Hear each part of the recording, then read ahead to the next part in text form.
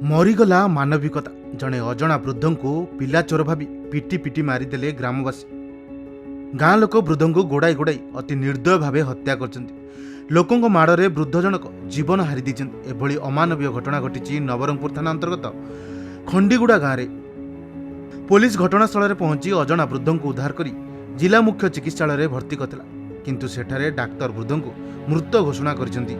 ଏହି ଘଟଣାକୁ ନବରଙ୍ଗପୁର ପୁଲିସ ଗୁରୁତର ସହିତ ନେଇ ତଦନ୍ତ ଆରମ୍ଭ କରିଛି। ବୃଦ୍ଧଙ୍କ କୌଣସି ପରିଚୟ ମିଳିପାରିନାହିଁ।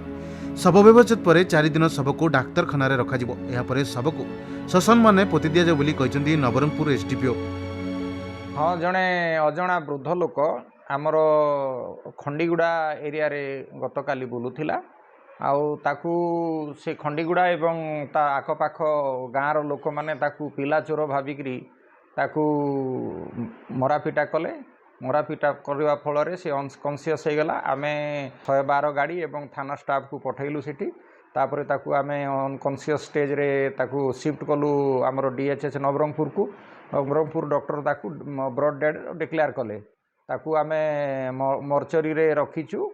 ଆଉ ଯେହେତୁ ଏପର୍ଯ୍ୟନ୍ତ ସେ ଅଜଣା ଲୋକ ତାଙ୍କର ଦାବିଦାର କିଏ ରିପୋର୍ଟ ଏପର୍ଯ୍ୟନ୍ତ ଦେଇନାହାନ୍ତି, ସେଥିପାଇଁ ଆମେ ସମୋଟ ଗୋଟେ କଗ୍ନିଜେନ୍ସ ନେଇକରି ଆମେ ଗୋଟେ 94/2026 ଗୋଟେ କେସ୍ ରୁଜୁ କରିକି ତଦନ୍ତ ଜାରି ରଖିଛୁ। ଗତକାଲି ରାତିରେ ଜଣେ ଅଜଣା ବୃଦ୍ଧ ଯାହାଙ୍କ ବୟସ 60 ଊର୍ଦ୍ଧ୍ୱ ହେବ, ସେ ଖଣ୍ଡିଗୁଡ଼ା, ସିନ୍ଧିଗୁଡ଼ା ଓ ମାଳିଗୁଡ଼ା ଅଞ୍ଚଳରେ ଚାଲି ଚାଲି ବୁଲୁଥିଲେ। ରାତିରେ ବୃଦ୍ଧଙ୍କୁ ଦେଖି ଗ୍ରାମବାସୀ ପିଲା ଚୋର ଭାବି ତାଙ୍କୁ ଗୋଡ଼ାଇଥିଲେ। ଏହାପରେ ଆଖପାଖ ଅଞ୍ଚଳରେ ଶତାଧିକ ଗାଁ ଲୋକେ ଏକଜୁଟ ହୋଇ ବୃଦ୍ଧଙ୍କ ପଛରେ ଗୋଡ଼ାଇ ତାଙ୍କୁ ମାଡ଼ ମାରିଥିଲେ। ଶେଷକୁ ଖଣ୍ଡିଗୁଡ଼ା ଗାଁ ନିକଟରେ ବୃଦ୍ଧ ତଳେ ପଡ଼ିଯାଇଥିଲେ। ଖବର ପାଇ ଘଟଣାସ୍ଥଳରେ ପୁଲିସ ପହଞ୍ଚିଲା ବେଳକୁ ଚେତାଶୂନ୍ୟ ହୋଇପଡ଼ିଥିଲେ ବୃଦ୍ଧ। ନବରଙ୍ଗପୁର ପୁଲିସ ବୃଦ୍ଧଙ୍କୁ ଗ୍ରାମବାସୀଙ୍କଠାରୁ ଉଦ୍ଧାର କରି ଜିଲ୍ଲା ମୁଖ୍ୟ ଚିକିତ୍ସାଳୟରେ ଭର୍ତ୍ତି କରିଥିଲେ। ସେଠାରେ ବୃଦ୍ଧଙ୍କୁ ଡାକ୍ତର ମୁକ୍ତ ଘୋଷଣା କରିଛନ୍ତି। ଏହି ଘଟଣାକୁ ଏବେ ସାଧାରଣରେ ନିନ୍ଦା କରାଯାଉଛି। ନବରଙ୍ଗପୁରରୁ ଅନିଲ ପ୍ରଭାତ ଭତ୍ରାଙ୍କ ରିପୋର୍ଟ, ଖବର ଓଡ଼ିଶା।